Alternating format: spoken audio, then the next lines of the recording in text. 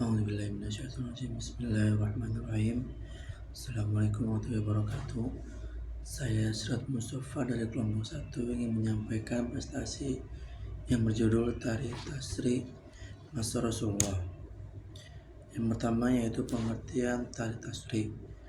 Kata tarikh sendiri berasal dari bahasa Arab harakah yurihu yang artinya adalah menulis, mencatat sejarah atau catatan tentang penghitungan hari, bulan, dan tahun. Sedangkan kata tasri artinya adalah jalan yang biasa ditempuh, yang dalam arti etimologis bermakna menetapkan syariat, menerapkan hukum, atau membuat perundang-undangan, atau proses menetapkan perundang-undangan. Yang kedua, perkembangan tasri. Sejak awal Islam datang pada masa utusnya Nabi Muhammad SAW adalah masa awal dibentuknya hukum-hukum Islam dan para sahabat menjadi yang pertama menerapkannya. Sahabat Rasulullah SAW langsung dibimbing dan diarahkan oleh beliau dalam penerapan hukum-hukum tersebut. Berbagai perilaku dan interaksi sosial dalam kehidupan manusia dengan pluralitas dan dinamisnya menjadi gambaran bahwa sejarah atau tarikh tersebut real.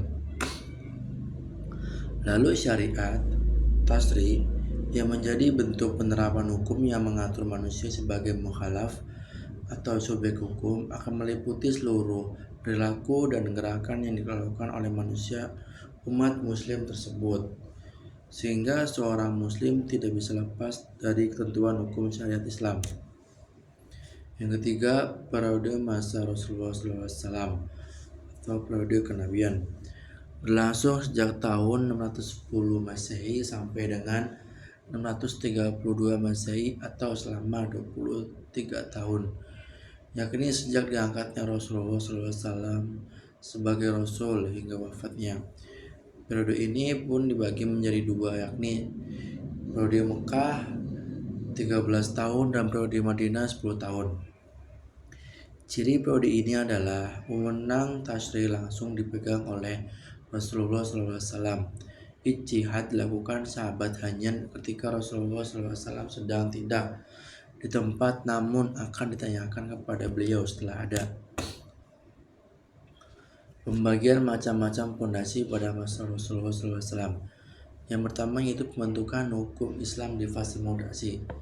Yang kedua, pembentukan hukum Islam di fase pembentukan. Yang ketiga, pembentukan hukum Islam di fase pembangunan.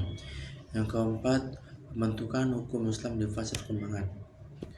Sekian yang dapat saya sampaikan, kurangnya mohon maaf. Wassalamualaikum warahmatullahi wabarakatuh.